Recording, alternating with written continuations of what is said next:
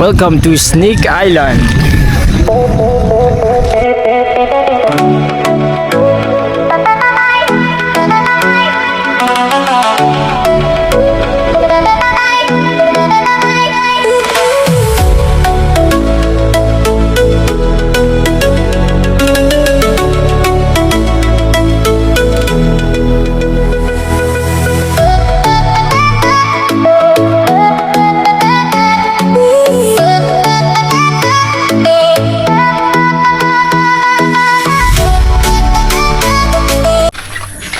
Hi guys, tapos na rin yung staycation ko dito sa Port Barton.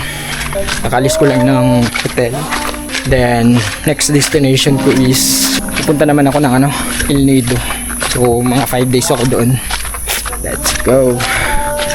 So from hotel mga kagala ay nag-travel ako pa Port Barton Terminal. So dito na ako mag-i-inquire mga kagala para sa van na papuntang El Nido. So this is my solo trip dito sa Port Barton, San Vicente. After a minute na travel mga kagala ay nakarating na rin ako dito sa Port Barton Terminal. Pagdating ko ay dumiretso na agad ako sa ticket area para makapag-inquire sa travel time. So inform ko lang kayo guys na hindi mahirap mag-travel dito sa Port Barton lalo na kung DIY ka. So meron silang dalawang stall dito para sa mga ticketing ng van. So inform ko lang kayo guys na dapat makapag-inquire kayo dahil merong mga travel time yung mga van. So sa mga araw na ito mga kagala is magsa-Sunday na tapos nakasakay ako ng van is 5 PM. Take note mga kagala na dapat makapag-advance pa rin kayo ng booking. To make it hassle-free na rin.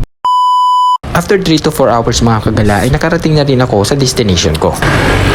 Nakarating na ako ng El Nido. Oras na kaya. So ang gagawin ko naman ngayon guys is hanapin ko yung hotel na pinaglagyan ng mga gamit ko. Kasi bago ako umalis ng Port Barton, mag-check out na ako this day. Pero kumuha muna ako ng event ng island tour. And then nilabas ko na yung mga gamit ko tapos nilagay ko sa reception. Hindi ko alam na kasama pala sa pick up. Andun nadala ng mga foreigner. Napasama sa mga foreigner yung mga gamit. So ayun, bago pa lang mag-travel dito papunta ng El Nido, nauna na yung mga gamit ko. Ay, nagkamali sila ng pick up. Nasama ba naman pag-pick up yung mga gamit ko? Buti na lang talaga sa El Nido yung destination at dito rin ako papunta. Kasi ngayon sabi ng manager ng Ferrily, nandun daw sa Amari yung mga gamit ko. Iniwan sa Redemption. So lakad-lakad na lang muna ako tapos diretso na rin sa Amari. Pero hindi ako sa Amari mag-stay. Sa ibang hotel ako mag-stay. Marami dito mga pasalubong.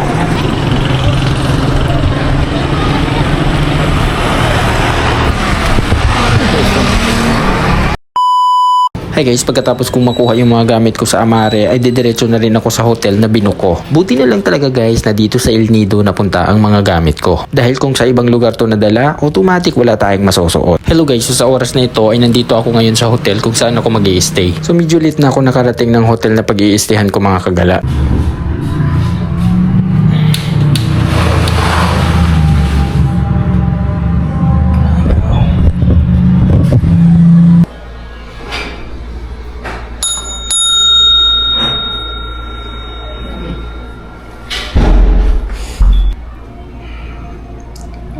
Nasaan yung reception?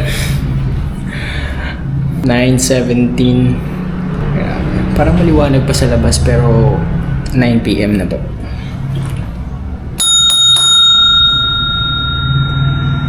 Dami kong pera. Ang ganda naman sa labas. Pero pag labas mo talaga dito, parang siyang nasa normal highway. Like, paano siya sabihin? Na yung mga eskinita. Gantay na lang muna tayo. Update ko kayo mamaya.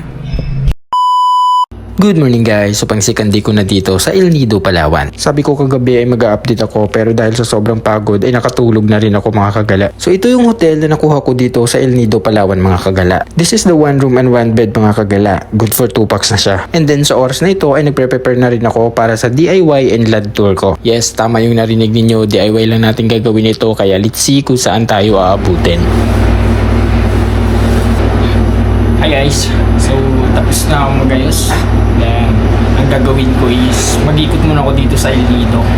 Puntahan, mga 4 na beach ata, tapos isang waterfalls, then canopy walk, tapos magsisipline ako. Yan. So, sa araw na ito, yun yung mga activities na gagawin natin dito sa El Nido. Tara! So, ikot ko muna kayo dito sa room na nabuko dito sa El Nido, guys. Goods na siya para sa mga nagtitipid. At saka, since ako lang naman mag-isa, goods na siya para sa akin. Tingnan nyo. Yan, so electric fan, aircon, at saka 360. Muna natin. Well, pwede naman siya pang 2 tao. Pero, goods na to para sa mga nagtitipid. Like me. So, nag-rent lang ako dito ng motor para sa inland tour ko sa DIY. And let's see kung saan ako abutin. Tara, samahan niyo ako.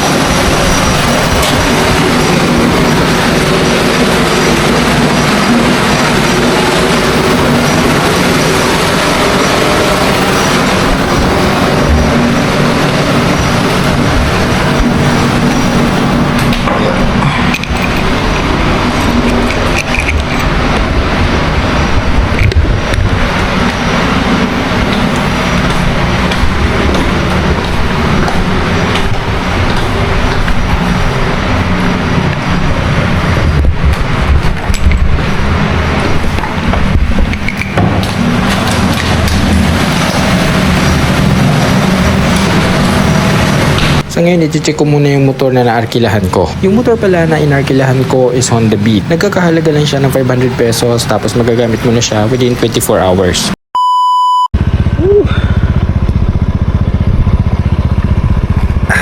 Shit. So, 19 minutes na lang makakarating na ako sa Napan Beach. Grabe ang init. Sobrang init. Silong muna ako dito sa puno. Hi guys, so malapit na ako sa Napan Beach. Then mga 14 minutes na lang. Highway. Ang init ng daan. Actually malapit lang naman siya guys. Na-enjoy ko lang yung road.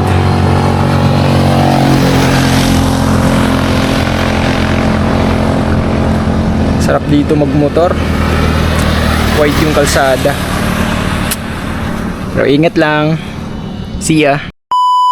After a minute na travel guys, nakarating na rin ako dito sa Napan Beach. Guys, napakalawak ng parking lot nila dito. Kahit saan ka pumesto, okay lang. So inform ko lang kayo guys na merong bayad dito ang parking area. Para sa mga motor, ito ay nagkakahalaga ng 20 pesos. Para naman sa mga 4 wheels, ito ay nagkakahalaga ng 50 pesos. So if you are planning na pumunta ng Napan Beach, guys, sobrang layo nito sa El Nido. Kaya kung magmumotor kayo, ay magdala kayo ng sunscreen. Inform ko lang kayo guys, kapag nasa beach area na kayo, ay merong registration.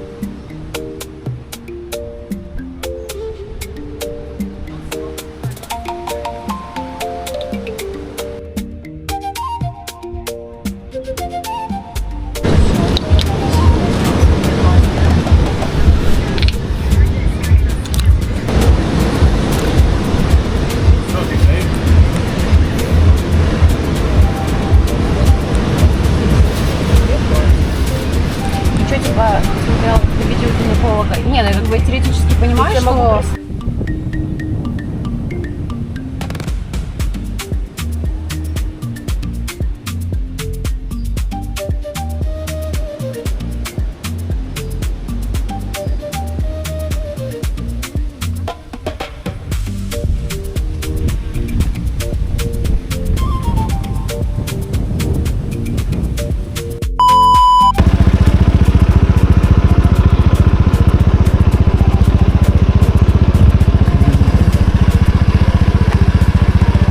Ganda ng view.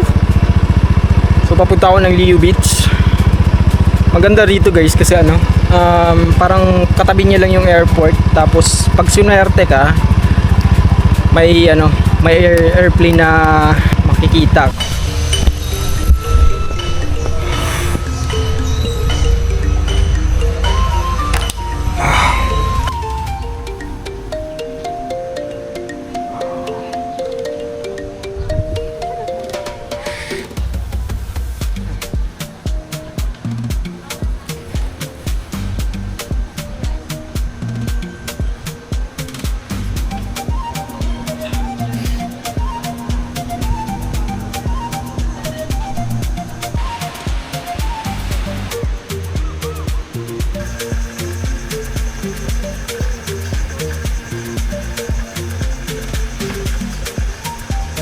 Hi guys, so sa oras na ito ay nandito ako ngayon sa Leo Resort. So this is my second destination mga kagala para sa inland hopping ko. Dahil sa sobrang init ngayong araw mga kagala ay nag-order muna ako ng watermelon shake. Pagkatapos kong mag-ikot-ikot dito sa Leo Beach Resort ay pupuntahan ko naman yung next destination ko. If you are planning na pumunta dito sa Leo Beach mga kagala ay hindi talaga kayo magsisisi dahil sa sobrang ganda ng mga tanawin dito. After this ay pupunta naman ako sa susunod na destination ko.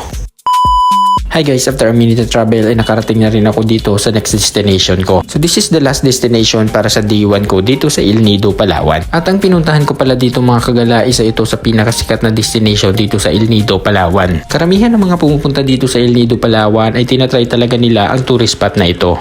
Tatamad din ako. Silay.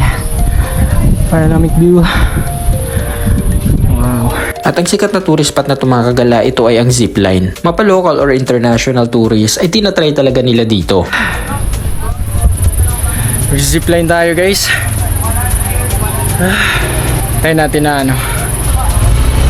Excuse me, you know what the zip line is? What's that?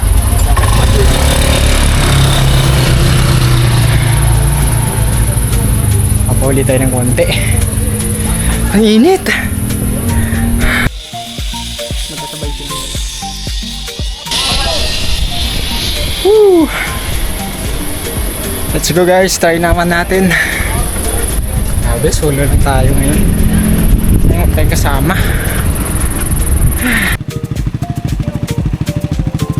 Inform ko lang kayo guys, kapag pupunta kayo dito sa zipline ay kailangan ninyong pumila para kumuha ng number. Kung umaga kayo pupunta ay mas maganda kasi kapag hapon ay marami ng tao at saka hanggang alas 5 lang yung cut off. I just want to share lang sa inyo guys na sobrang ganda ng panahon dito sa El Nido, Palawan. It almost 4:30 na guys, hindi pa rin ako tinatawag. Almost 30 minutes na rin ako nagantay dito dahil sa sobrang dami ng guest nila. Pagdating ng 4:45 ay tinawag na rin yung number ko.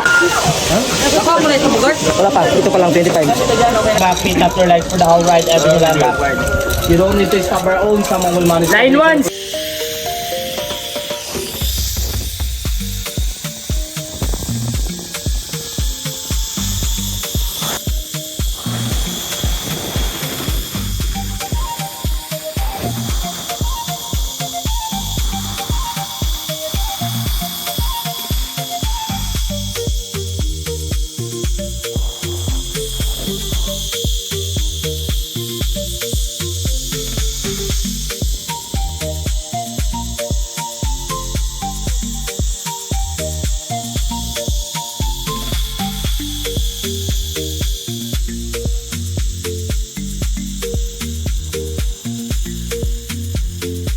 So hanggang dito na lang tayong mga kagala. Maraming salamat sa nanood. See you on my next video.